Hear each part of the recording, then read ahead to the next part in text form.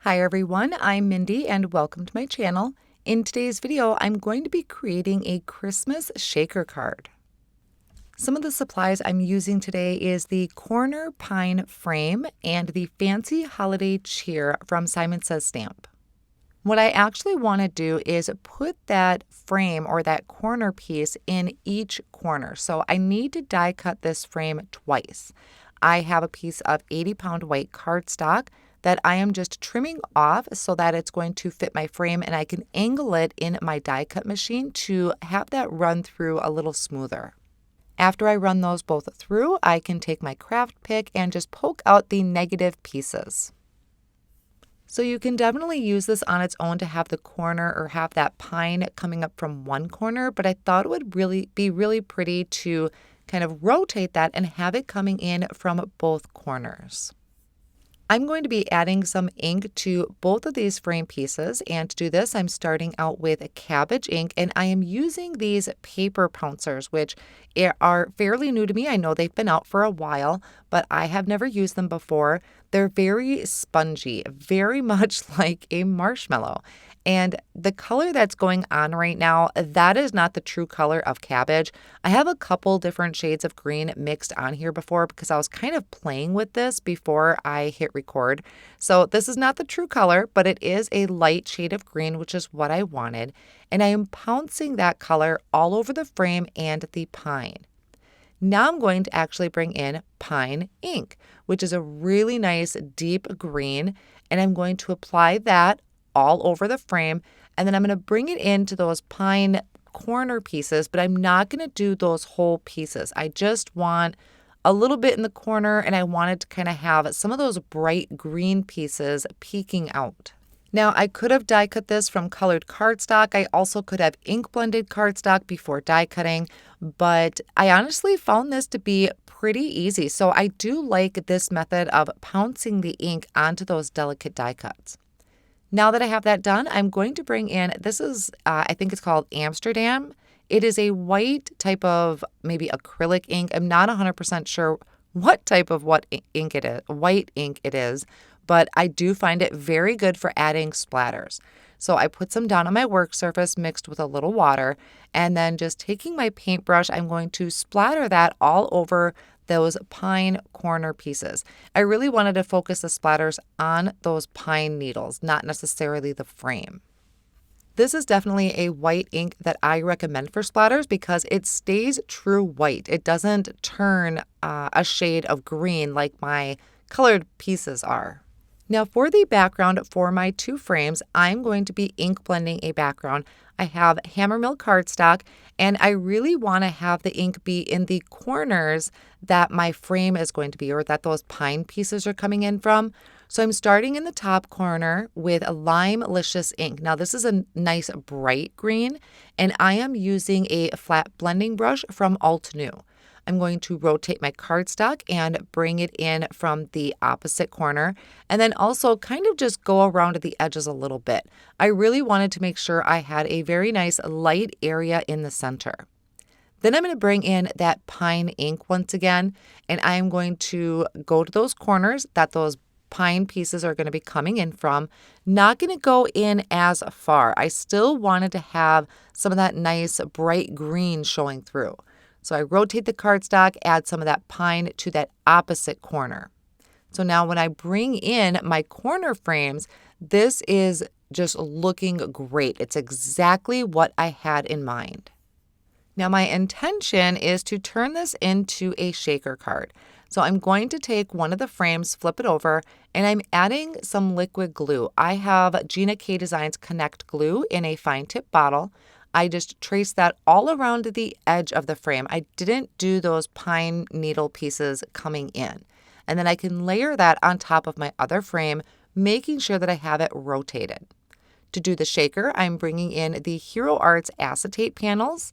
And these, I can't remember the exact size. They're a little bigger, so I need to trim it down to fit my card front. So I'm going to trim it to a little under 4 1/4 and a little under the 5.5 mark. To attach the acetate, I am going to flip over my frame pieces. So this is the back side, and I'm layering around or I'm putting down the frame edge there with, how is this? This is 1/8 of an inch of double-sided tape from Lawn Fawn. So I went all the way around that frame. Then I can remove the backing of that double-sided adhesive, and I can place my acetate over that exposed adhesive. Now, one additional step I did take was taking some of that liquid glue and placing it kind of down the center of those pine pieces. I don't know if you necessarily have to do that. I'm a little hesitant with liquid glue and acetate because I didn't want it to kind of run out and be shown on the acetate. So it's very small drops of glue. I was being very minimal about it.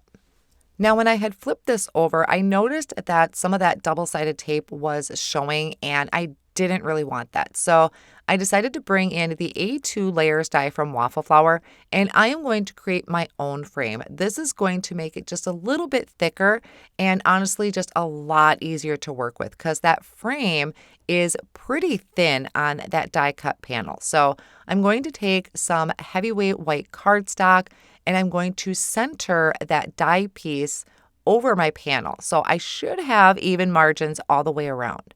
And then I'm going to take that pine ink and I'm going to pounce that ink to make it match my colors on my pine needles. So I could have, again, used colored cardstock, but I just really liked how it all matched. So that's why I did the inking of that again. Now, again, I brought in that double-sided tape, added it to the back of my inked up frame. Then I'm using my craft pick to help remove the backing of that double-sided adhesive, and I can place this over the front of my frame.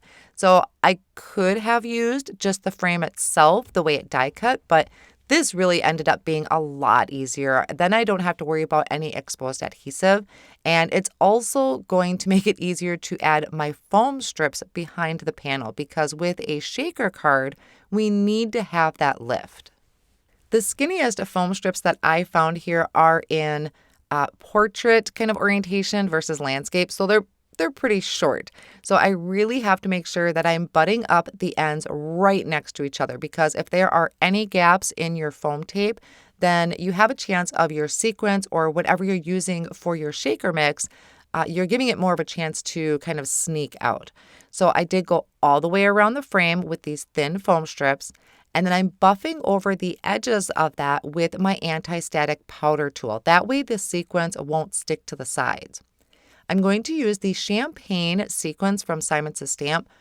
Beautiful, beautiful sequins mix. I am definitely going to get more of this because I love the mixture of this. It's kind of like rose gold with maybe like a clear and a gold. It's just a gorgeous mix for holidays or New Year's.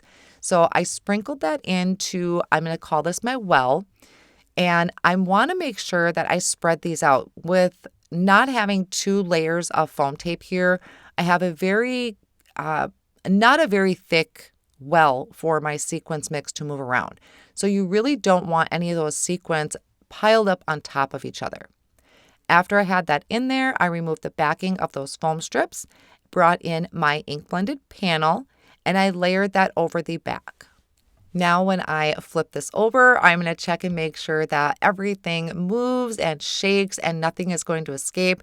And I'm so happy with how this is turning out right now. This may be one of my favorite shaker cards that I've made so far. For the sentiment, I'm using the Fancy Holiday Cheer die, which does also have a shadow layer, but I'm not going to use that today. I went ahead off screen and die cut that twice from white cardstock and once from matte gold cardstock. And I'm going to layer that together with my liquid glue. Now, I did go ahead off screen and die cut another white layer because I wanted that to pop up off of the front of the card front just a little bit more. I'm going to add dots of liquid glue to the back of this, once again being very careful because I don't want this to kind of seep out and get all over my acetate. So I am being very careful with those dots of glue. After I place that on the front of my acetate, I will put something heavy on top of it. A clear block or two will help just really secure that down to the acetate. And then, of course, adding in my tittle with a dot of glue and my place and pierce tool. I'm going to then call this card good, and I am so happy with how this turned out. It's going to be really hard to give this one away. It shakes really well. Nothing is sticking to the sides. I had a couple almost bunch up there in the middle. I kind of tapped it a little bit to get that to loosen up. But I love the greens, the light and the dark greens. That sequins mix is absolutely gorgeous. It's almost like a bokeh effect in the background. It turned out really, really cool. All of the supplies that I used today in the video will be listed down below in the video description and over on my blog as well. I hope you enjoyed today's card project as much as I do. Thanks so much for stopping by. See you soon.